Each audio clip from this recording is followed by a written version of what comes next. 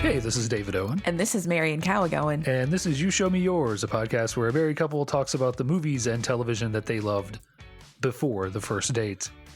And this time I was made to watch The American President. The American President? The American President? The American President? President.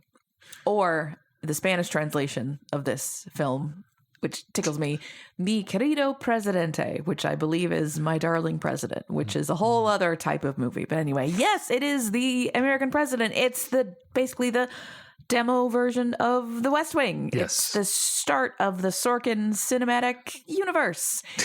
It's the 1995 rom-com / political comedy. Yeah. Starring Annette Bening and Michael Douglas as a lobbyist and a president who get together, which on one level is kind of gross. On the other level is adorable and makes for good films. Yes.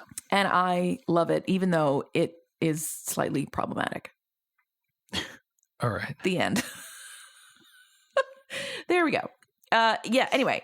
1995 movie directed by Rob Reiner, written by one Aaron Benjamin Sorkin. And you can tell because if you've watched The West Wing, you're going to see a lot of similarities. Familiar faces, familiar words and phrases, familiar plot lines. Mm-hmm. It's all there. And so we should say going into this, if you did not like The West Wing, you're not going to like this. Yes. If you did like The West Wing, you will love this. In fact, you've probably already seen it multiple times, but we're going to talk about it anyway. So now, Dave, your exposure to both The West Wing and this movie is probably largely because just being in my orbit. But you said you had never seen this whole thing before.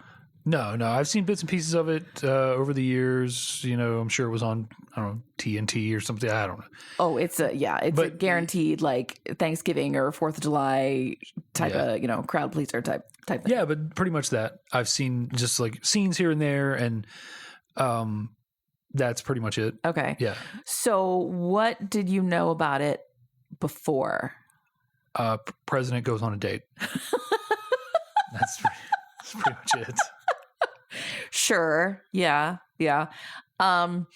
What is your opinion of sort of the Sorkin verse of his take on politics? Yeah. It's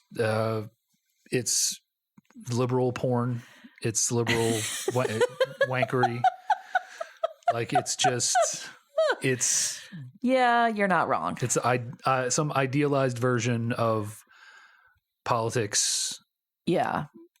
That doesn't exist, but you wish that it did in some ways. Well, yeah, you do wish that you did. And we should say, as a disclaimer, that both Dave and I are pretty far left. Surprise. This is not a surprise if you have listened to anything. Really. So it is... I cannot be objective about this, and I'm not even going to try. I think that most Sorkin fans tend to be lefties also. I'm sure there are some Republicans who like Sorkin, but probably not many. Partly because the Republicans in the Sorkin-verse are just sort of mustache-twirling villains. Yeah. And today in 2022, that seems really apt. This seems like a lot of the real life Republicans are mustache twirling villains. Mm-hmm. But there was a time when they weren't always. And so I'm sure as a conservative, it was really frustrating to see Richard Dreyfuss in this movie or any of the Republicans in the West Wing just being these evil, craven people who, pull the rug out from under people all the time. Yeah. But anyway, let's get, So I say all this to explain there is a bias going into this that is just there. And I am not really apologizing for it. I'm just acknowledging. Yeah. I mean, the movie has a bias going into it. And, so yeah. Yeah. Well, let's, I can't find I had the IMDb description pulled up and I can't find it now, but essentially, do you want it? I've got it. Well, I'm going to wing it. I've seen this only about 15 times. I think I could probably do it. Essentially, I mean, Dave said the president goes on a date, which is yeah, basically it. Michael Douglas plays the president, Andrew Shepard. He's in his third year of his first term. He was widowed shortly before the election, during the campaign, at some point. Yeah. And he's apparently not dated, not done anything. He's focused on his job and being a single dad to his 12-year-old, who is like the perfect child. Yeah. She practices her instrument when she's supposed to, apparently without being told by her parents, which to me is like, what? That happens? Okay. And she's polite and, she's great. He has sort of a motley crew of advisors with many archetypes that you have seen on The West Wing and a lot of faces. And he has a great approval rating. So he feels like, okay, great. We're going into re-election. I've got this high approval rating. The world is my oyster. I can do whatever. There is a lobbying group that wants a certain outcome, a certain legislation that will require all the car makers, et cetera, to reduce fossil fuel emissions by 20%. And they're talking about how global warming is not going to go away, yada, yada, which I was like, this movie is nearly 30 years old. We still haven't fixed this. Yep. Oh, dear. Oh, God. That was painful. But moving on. And they're not really getting anywhere with their approach. And so they hire Sydney Ellen Wade, played by Annette Bening, who is, they call her professional political operative, which is such a vague term. Like, I don't even know what that is, but she's a lobbyist, basically. Why they didn't have one already, I don't know. But that is or she's some more specialized.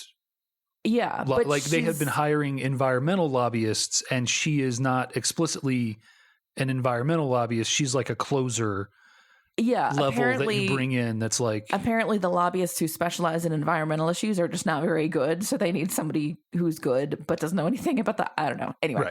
Anyway, she inadvertently insults the president in a meeting at the White House, and he is taken by this. I think you said earlier, Dave, that's kind of, it's almost a kink thing. Oh yeah. He for sure. Loves it when people stand up to him, which honestly, like, I think you see that a lot in powerful people or rich people. They're really attracted to people who don't know who they are. Oh, yeah. Or know who they are and are still willing to tell it like it is. And in this case, it was like she was talking and her back was turned and became, but she didn't know he was in the room. Still, she's, she's got moxie. I like that one. You can see the wheels turning. Yeah. He asks her to accompany him to a state dinner, and they do, and sparks fly. And, her boss is like, why you're dating the president? What in the world? I'm not dating him. It was just dinner, but it becomes clear that they're attracted to each other and they get involved. And this is a whole big thing. And, she's spending the night at the White House regularly. And so that gives the right, cover to turn this into a family values thing, and they can start attacking him for apparently everything.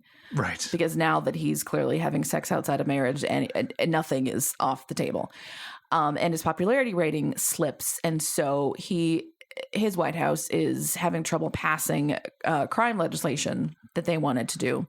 And it becomes clear that the only way they can pass that is to not send the environmental bill to the floor. So they make this switcheroo. The important key in here is that he makes a deal with her. The president makes a deal with her that if she can get X amount of votes, he will send it to Congress as is, because he was going to send it with a 10% requirement and still expect it maybe not to pass. Mm-hmm. So if she can get him 24 yes votes confirmed, then he'll send it as is. Yeah. But along the way, they find out that there is an opportunity to win 3 specific votes if they shelve the bill, and they'll get 3 votes on the crime bill, right? Even though she hit her number. Right. And kind of the only reason they know that is because she was venting to him about her day. In fact, he says, did an environmental lobbyist just tell the president that there's votes to be bought? And he says, no, Sydney Wade told her boyfriend that she had a bad day. Like, it's a good illustration of the conflict of interest that can arise in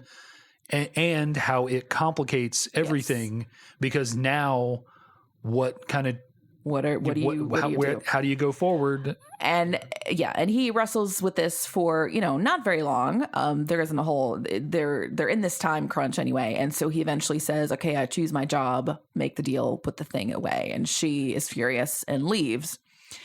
And he has a brooding, thoughtful walk through the White House, through all the different paintings of different presidents. And, and the next day delivers something of a barn burner to the press, where he basically says a whole lot of quotable things. Yeah. He reams out Richard Dreyfuss, who is running for the Republican nomination this whole time and has been sort of the lead antagonist and complaining about his lack of family values and all these other things, and says, basically, this guy is lame. He's terrible. Mm-hmm. I'm the president. Here's what we're going to do. And he says, we're not going to pass this crime bill because it's stupid and it doesn't, it's so watered down, it's not going to do anything. We are going to work on this environmental bill.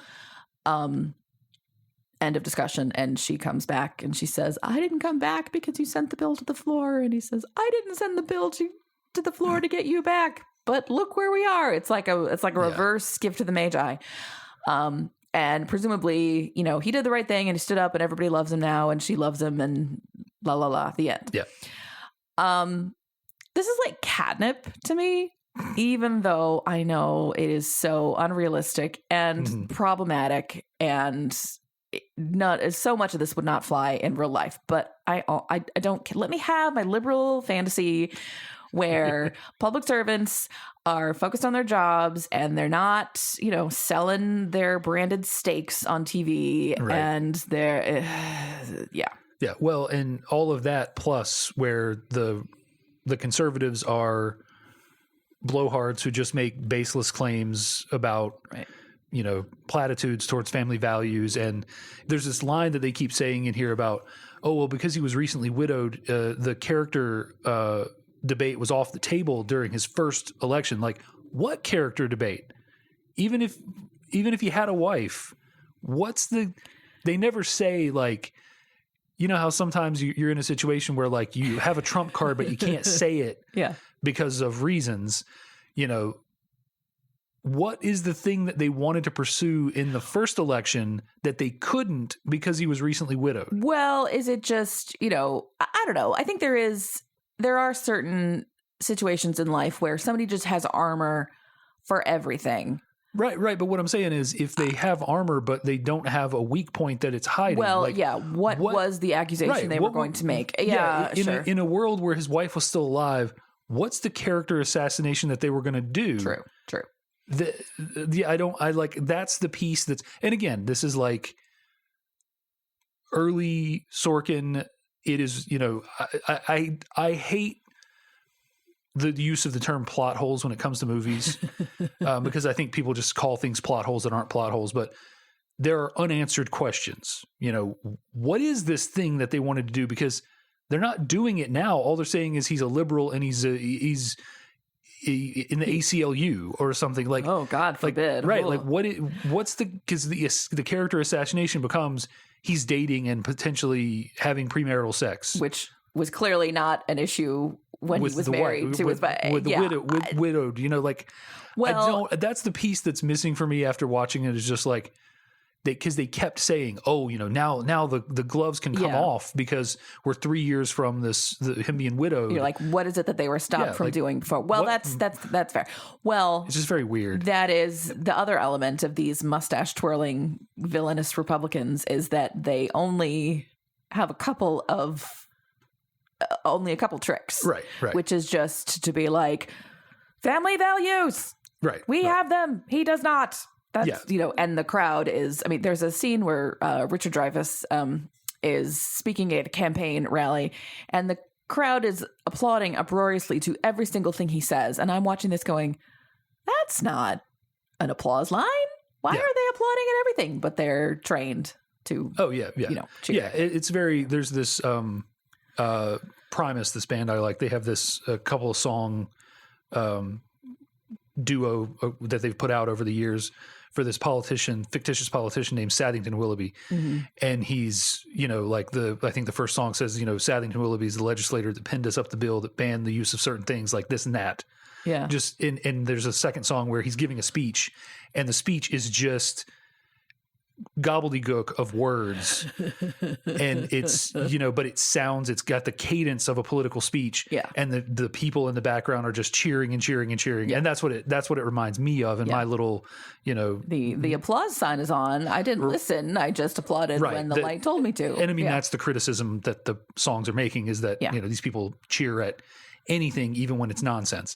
Yeah. And it's very, they have no solutions in the movie. They have no, they're not offering anything. He even says in his speech, all they want to do is tell you what to be afraid of and who's responsible for it or whatever. And that, I think, is a valid criticism. There's a lot in this movie where you're like, okay, that doesn't really happen. Like, okay, it's not real life politics, but the idea that an entire political party just tells you this group of people is the reason that your life is bad. And here's what we're going to do to that group of people. And once we get rid of them, your life will be fine. Right. We've seen that umpteen times. Right. And by the 15, way, 20 years. By no measure is your life actually bad. But you think it is because I tell you it is. Yeah. And these people are the people who are responsible for it. And there was nothing that you could have done to prevent anything bad in your life. It's just these people. It's just these gay people, these black people, these Hispanic people, these Muslim people, these women who, whatever. Yes, these other people. Yeah, not you. You are great. Right. That is a real thing. So, but there is a lot of the sort of dramatic shortcuts that after a while you're like, this isn't how politics really works. Well, yeah. But it's a movie. Yeah, for sure. But yeah, it is, like you said, it's catnip. It's the moral and justified liberal politician who wants to help the world going up against the conservatives who want to effectively help no one but themselves. Yeah. And retain power. Well, I think though there is so this movie feels timeless to me, and I think it wants to be timeless. Mm-hmm. But there are definitely a lot of notes in here that remind me, things are different now. For one thing, the fact that they're trying to remove certain types of guns, that is even something that you can say in public. Now, anyone on the left has to go through this. I respect the rights of gun owners, but they need to be responsible. I think he actually says the line, I'm going to get the guns, which if you can't even say that in a whisper now. That's literally the boogeyman that they stand up. Exactly.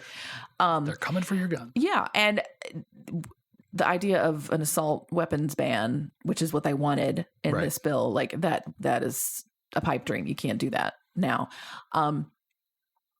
I also noticed, so Shepard in his big speech at the end talks about this concept, and I think it's from Voltaire, the idea that in a democracy, everybody has free speech, and that means people who you vehemently disagree with. Yeah. Right. You have to fight for the free speech of somebody who would, at the top of his lungs, support a concept that you would spend the rest of your life screeching at the top of your lungs against. Right. So basically, and if free speech is only for the things that you agree with, then it's not free speech. Right. Yeah. Effectively the BLM protesters, the BLM have to be on the front lines protesting for the KKK to have a rally on public grounds, which and vice versa. People love to talk about how the ACLU is this lefty, whatever. They went to court and defended the rights of Nazis to march in Skokie, a heavily Jewish community. They do play both sides, not play both sides, but they're about strict interpretation of the law for freedom of speech and whether you're on one side or the other. Now, it happens to be that more people on the left find their free speech infringed upon. Right. Why is that? I don't know. Yeah, I think it's a foreign concept to someone of the conservative persuasion to see a group fighting against something, and it cannot compute. Mm-hmm. The ACLU becomes this boogeyman because, well, these people wanted to do this horrible thing, and they fought. This corporation wanted to do this horrible thing, and they fought against the corporation's right to do that and for the people's rights to not be taken advantage of. Mm-hmm. Like, that's not, we need business to be free to do. So, and they're not against corporations per se. They're against this particular thing. Right. And then they don't make headlines as much when they do the thing that you're describing. Yeah. Yeah. Well, but the thing that I notice in Shepard's speech is the idea that, and you and I have talked about this, it's basically the political equivalent of what's good for the goose is good for the gander. Like, if you want freedom of speech for your own views, you have to fight for it for opposing views. Yeah. If you want political districts to be fair to your party, they have to be fair to the other party too, et cetera, et cetera. And it seems like that is a bygone concept. We're our party's in power, and so we're going to draw the districts to suit us, and we're going to come up with the laws in our legislative chamber to suit us, and we're going to make rules about what the head of state can and can't do to suit us. There's never any thought of like, oh, what happens when the shoe's on the other foot, and because we just don't think about that. Well, because we don't talk about Bruno. Yeah, they change the shoe when they need to, right? Like in our state, North Carolina, right before Roy Cooper took power as governor, the state legislature stripped the governor of a bunch of the powers that he had been given over the years, because it was no longer going to be a Republican governor with a Republican legislature. So they stripped a bunch of his powers back. Again, like you said, it's goose gander here. Like if it was super shiesty, if it was okay for Pat McCrory to have these executive powers, why isn't it suddenly okay? Because he won't say and do the things that you want him to say and do. Right. Like as right now, as we sit here, we're working on replacing a justice. You're going to have Republicans who are going to argue that we should wait to the midterms because the people need their voice, or, God forbid, wait to the next president somehow. You're going to have people who will try to make a legitimate argument. And that for some reason, Biden shouldn't be allowed to name a Supreme Court justice. Yeah. The idea of consistency. Right. That's what I was about to say. Fidelity to norms is just completely out the window. And I say this, the most egregious examples of this come from the right. I am sure there are politicians on the left side of the aisle who do this somewhere. Oh, in our state, we don't hear about them with redistricting nearly as much. With redistricting, when the Democrats are in power, when they were many years ago, they tried to draw districts that were blue and to keep themselves in power. Yes, absolutely. So the Republicans swept into power with the, well, they did it to us, we're going to do it to them. Yeah, but like I was about to say, internal consistency with your own beliefs. Like that's the one thing that gets me the worst. Is like just you have a point of view. It's like the reason that conservatives can't understand the perspective of the ACLU. You have a mission statement. You have a belief, and you fight for that belief in all cases, and you consistently fight for it. That's a foreign idea, because you only fight for it when it's to your advantage, and then when it's not to your advantage, suddenly you've had a change of heart, and you no longer fight for that perspective because you don't get the advantage of having it.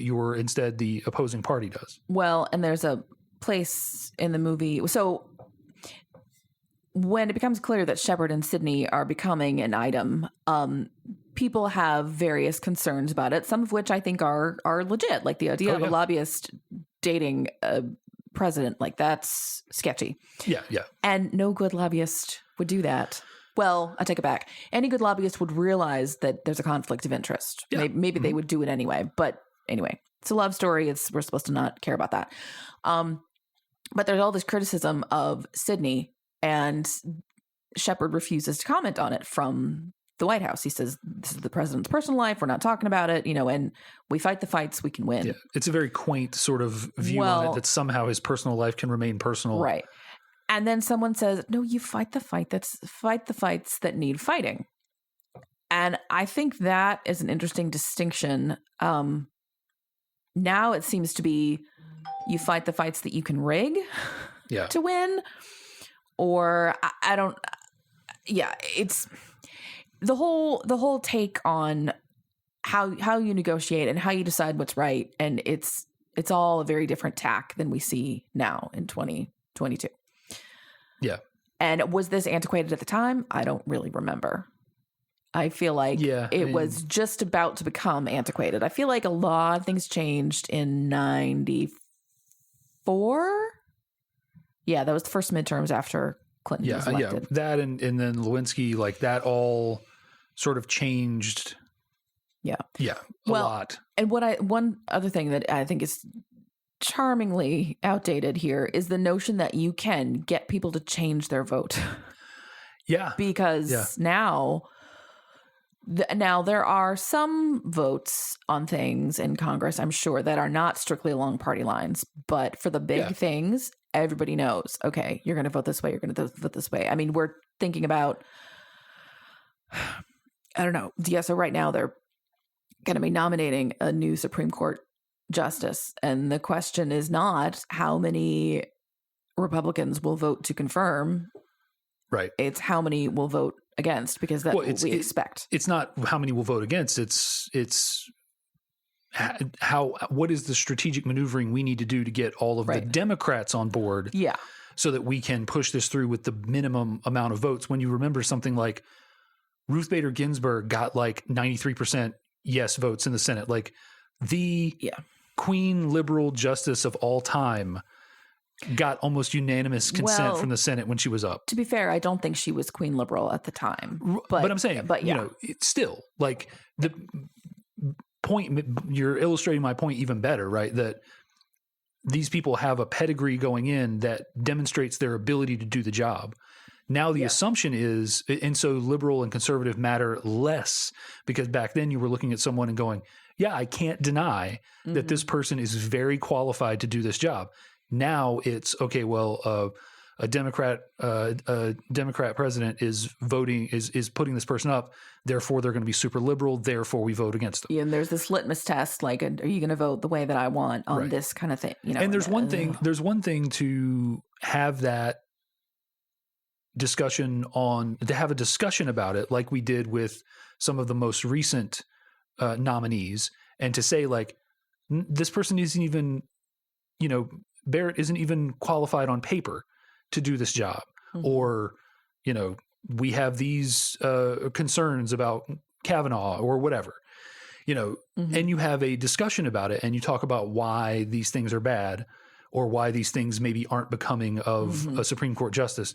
That discussion isn't going to be had about whoever Biden puts forth here. The discussion is going to be, why is this black woman getting preferential treatment? Oh, you know, and et cetera. It's going to be a bunch of dog whistles and a bunch of, you know, so it's, that's politics as it exists is so far from what's in this movie that it really does become like a liberal fantasy fulfillment. Although you can see some early dog whistles here. So there's a plot point where Rumson and his team are trying to dig up dirt on This is the Republican Sydney. who's running. Played by Richard Dreyfuss. Yeah. And it turns out that in Sydney's FBI file, which is like a manila folder, it doesn't have much in it. It has like 3 sheets of paper, but one of them is a photo of a demonstration in front of some U.S. office building, government office building. It was a demonstration against apartheid, and it was in 1983. And they were burning a flag, and it's shot very artfully, like it's through the fire, and she's on the other side, and it's very clearly her. And Shepard's response when told of this is, okay, let me see if I have this right.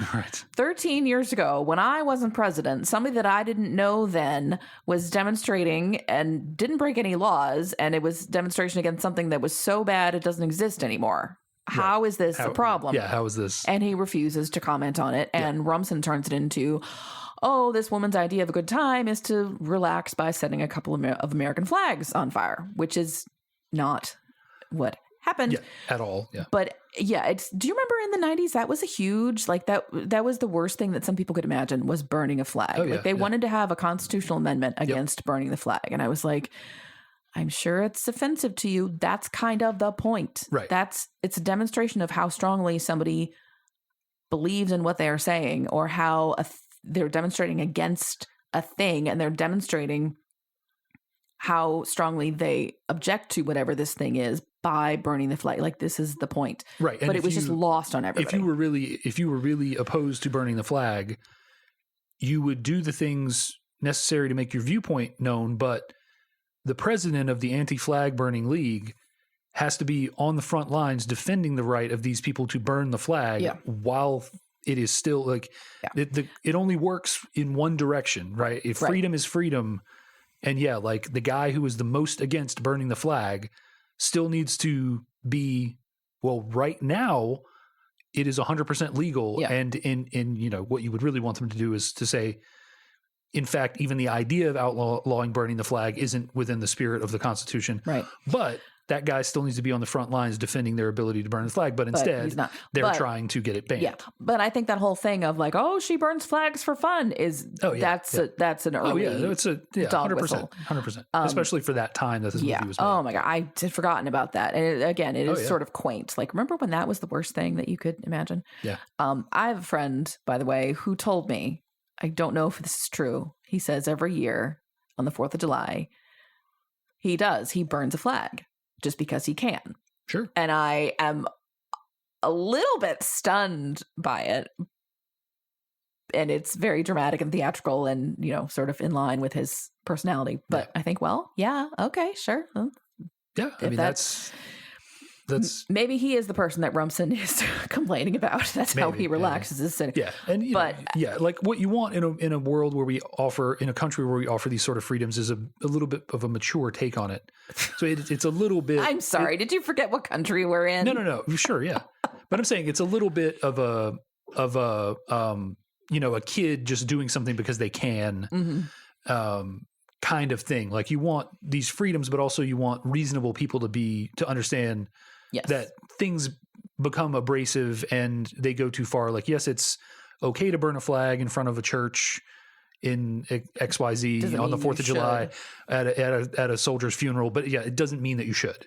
Or if you live in Northern Ireland and July in Northern Ireland is a big thing for Protestant parades because it commemorates some battle where the Protestants beat the Catholics, and so they go and I think they march through Catholic neighborhoods with all their flags and this and that, and like, okay, yes, you can do that, but that's just kind of a dick move. Yeah.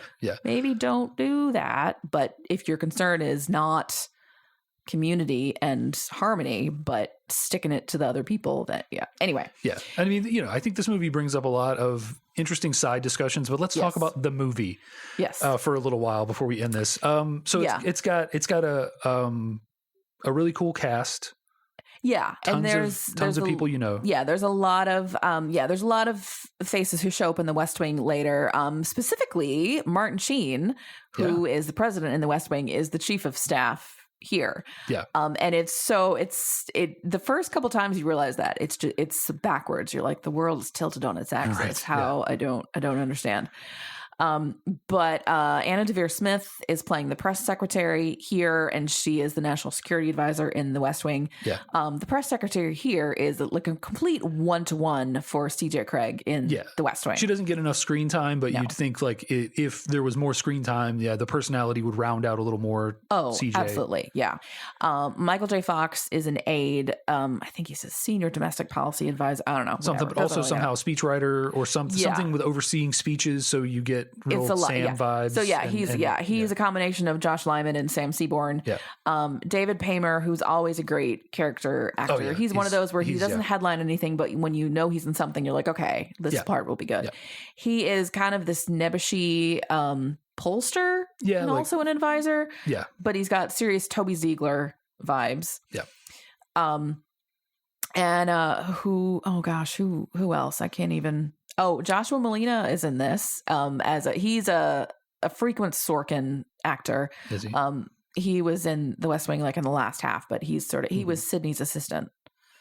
The one who's like, oh yeah, I'm having dinner at the Kremlin later. Ha ha. He's making fun of her for I know who you're talking about. Yeah. Oh yeah. He's another one. He's in a ton of stuff. Yeah.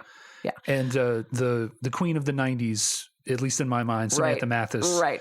Who in my mind only exists in the 90s. Like she's one of her and a couple of other actresses are just like the quintessential 90s actresses. I was sort of observing her. So she plays the president's assistant. And I was sort of observing her in light of, we mentioned her when we talked about Little Women, because she plays the older Amy. And we said in that movie anyway, she was just sort of bland and not a lot of personality and, no seasoning. Yeah. She's a little bit like that here too. And I don't know, is she like that in all her roles or is it just what it called? I mean, an assistant, you don't want to have a whole lot of spice. Yeah. But I mean, I think I don't know if she is, then it was good casting for that character. Yeah. So I can't think off the top of my head of like any of her marquee roles where she was a whole lot more than that. I mean, she's pretty good as Princess Peach in Super Mario Brothers. She's got a little bit of personality in there. And, okay. And I'm sure she probably, what else has she been in? Let's see. I feel like she was Broken in Arrow. Yeah. Some things with like Matt Dillon or Christian Slater or. She was in Bull with with the who? TV Chris Pine. Chris Pine? Is it? What? You remember that guy from NCIS? Yeah, he reminds me of Chris Pine. Oh no. Oh, not the same at all. I'm not saying it's the same, but I'm saying he reminds me of Chris Pine. What's his name? Michael Weatherly? Yeah. Yeah. No, that guy is not like Chris Pine at all. You take that back. I stand by it. No. They're definitely related. Dave knows that I have a bit of a crush on Chris Pine and is speaking ill about him. That's not okay. Mm-hmm. Okay. Anyway. Samantha Mathis. Yeah. So Samantha Mathis. And here's the thing that I find funny. There's at the state dinner that Shepard takes Sydney to. It's for the president and first lady of France, and they're in there for like a scene, and then they're done, and it's no big deal. The actor's name who plays the French president is Clement von Frankenstein. Yes. Which I think is fantastic. And I need him to be in more things, if only so I can say his name, Clement von Frankenstein. That's fantastic. Well, you will be sad to know that he died 2 years ago. Oh, no. That's too bad. That's about right on target. At the age of 74. Speaking of ages, so Michael Douglas is approximately 50 in this movie. Annette Bening is approximately 35. Yeah. That's a big gap. Sure. Like, that's anyway. That's Hollywood, I guess. I feel like once somebody passes 30, I feel like that age gap disappears.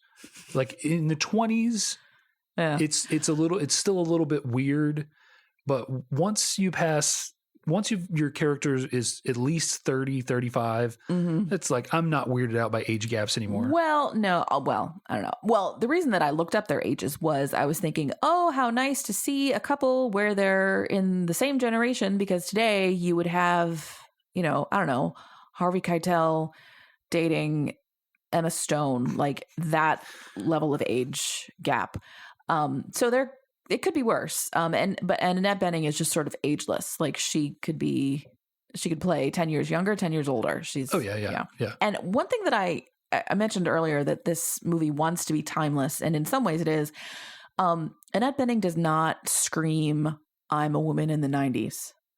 I think because she's got the short hair, and so she doesn't have like the ponytails and the headbands and the other stuff that a lot of the other women do.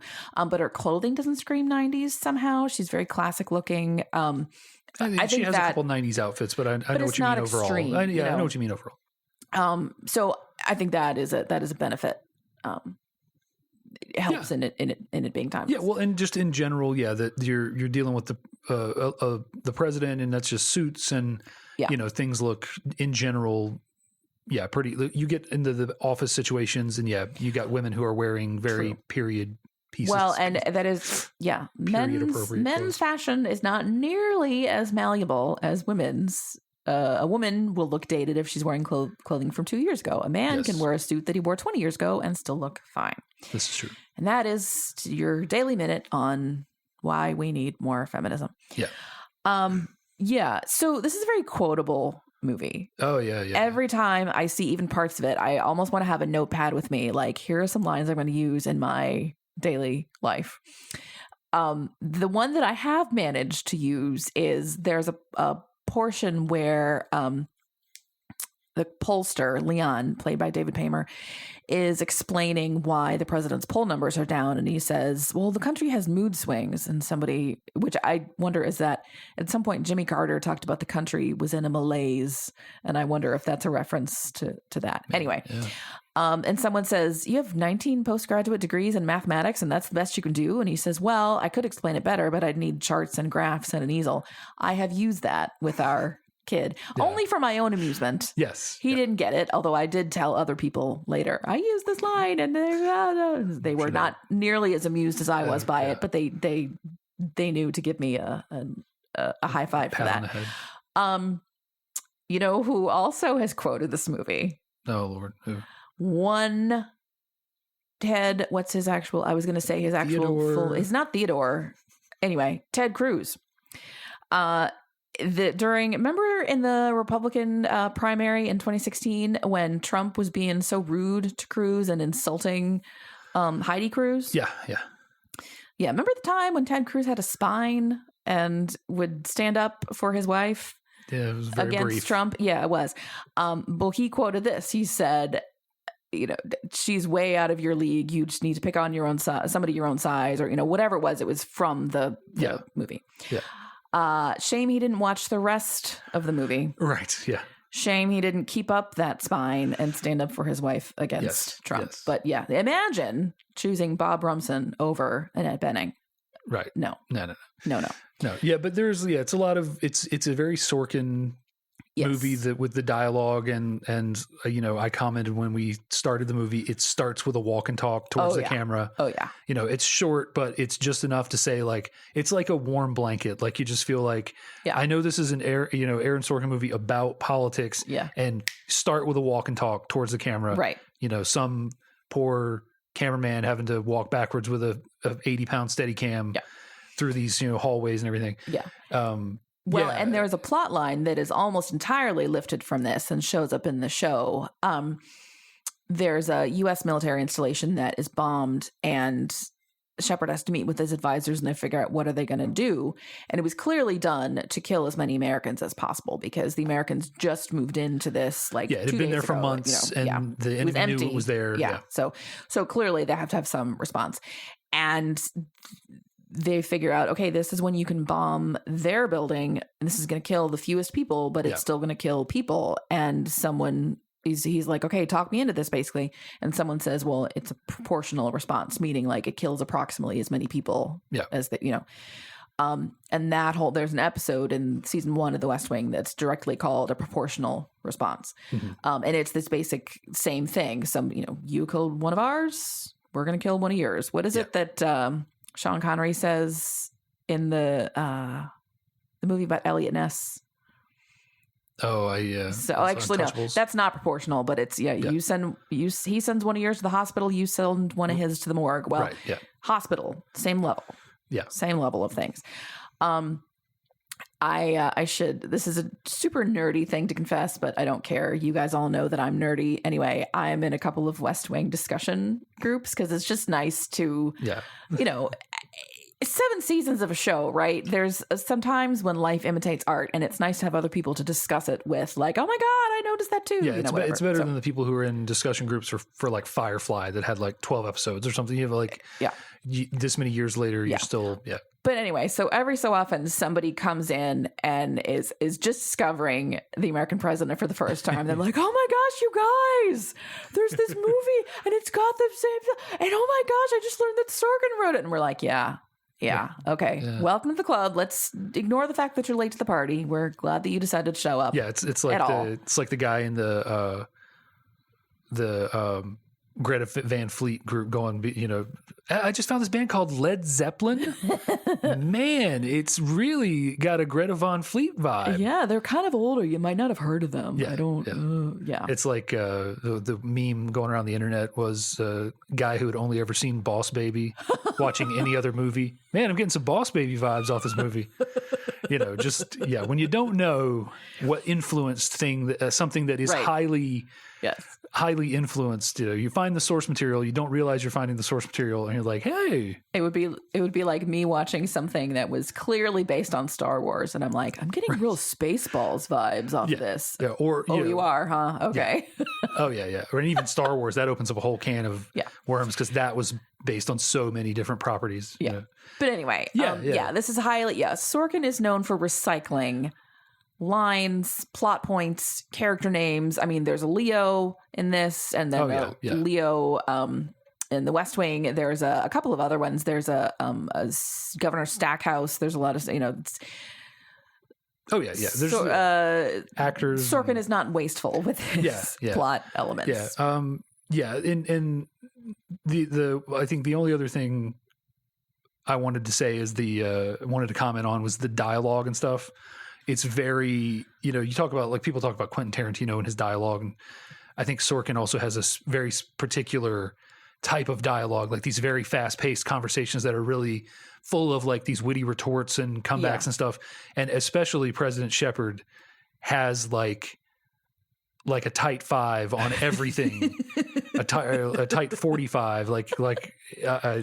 He's coming down the stairs with her to a state dinner, and he's got, you know, he's got prepared material for this, and he's just hitting the beats. Here's my defense of that: he doesn't have a wife to bounce this stuff off of, so he's been just in the shower for years. He's just been coming up with these routines, and he also doesn't have a wife to be like, stop it. Yeah, that's not funny. No, This is my service to you, by the way. Thank you. You keep my comedy fresh. Yeah, I keep the bad stuff from getting out. More like that. But yeah. So here's a question that I feel like this is sort of the spirit of the podcast, and we have not talked about it in a while.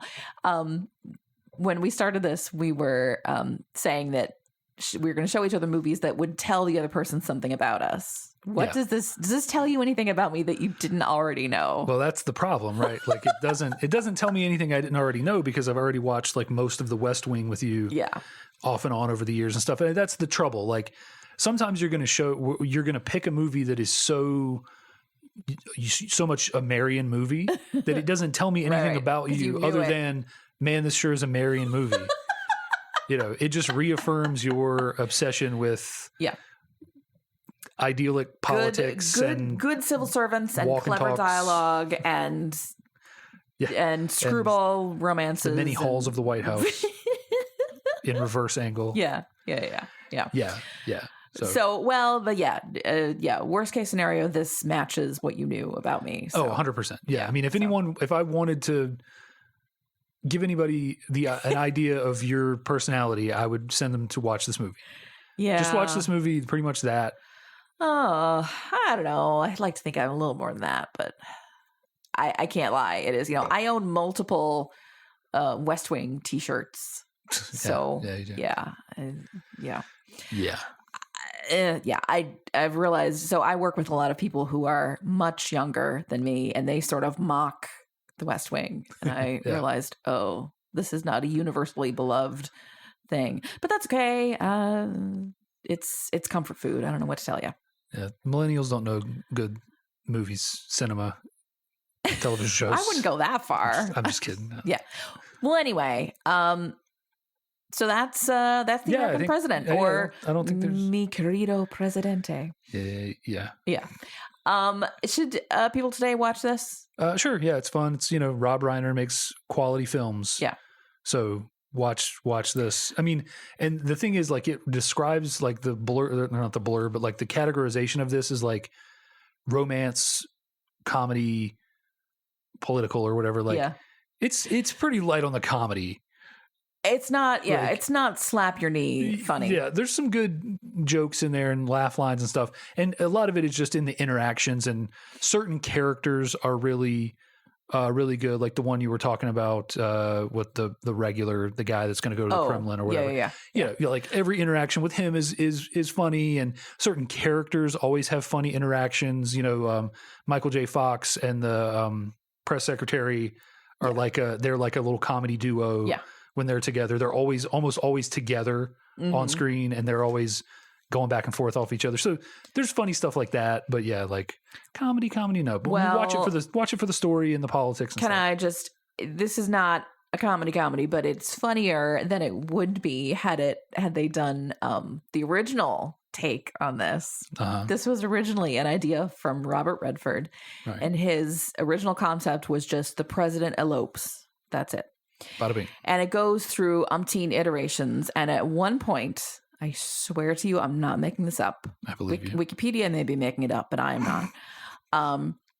It was envisioned that the president was going to be ex-special forces.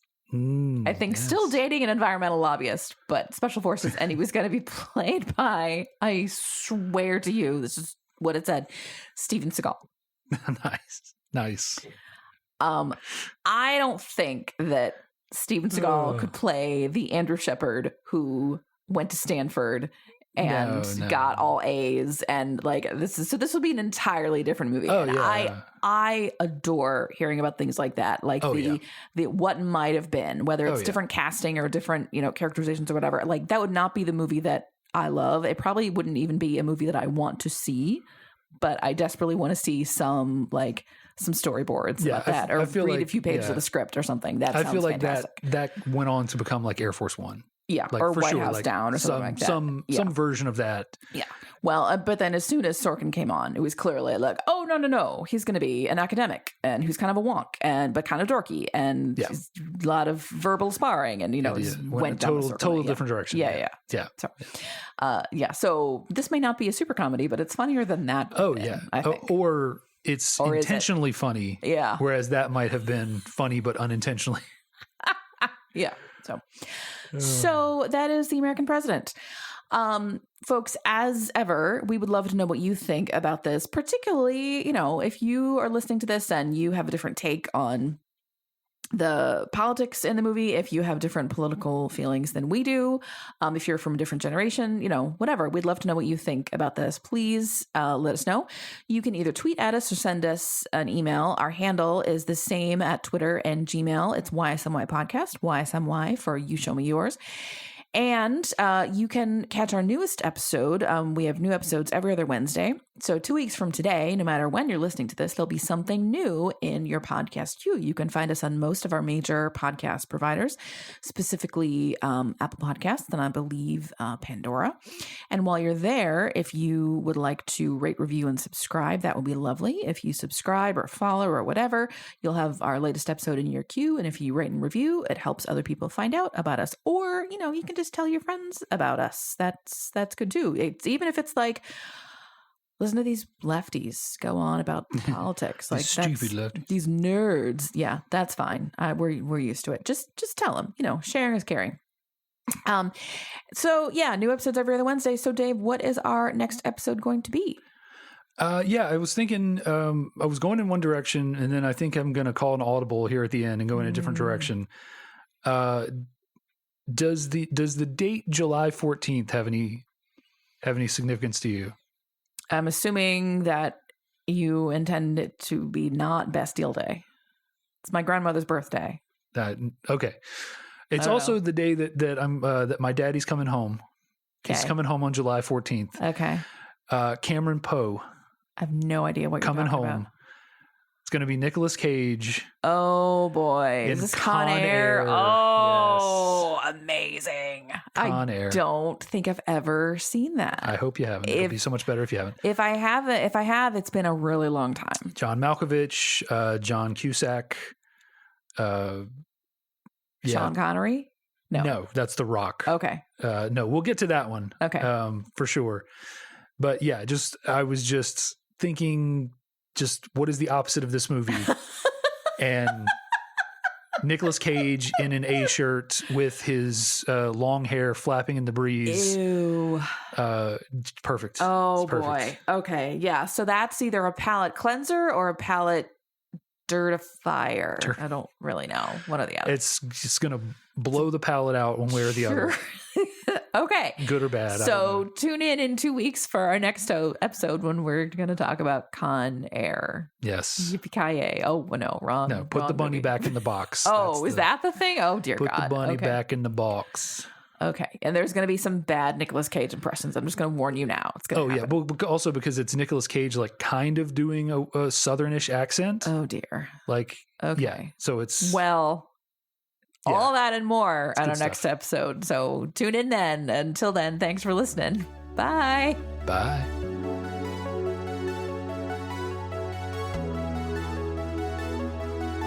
The You Show Me Yours theme song is Uplifting Electronic Indie by Winnie the Moog from filmmusic.io.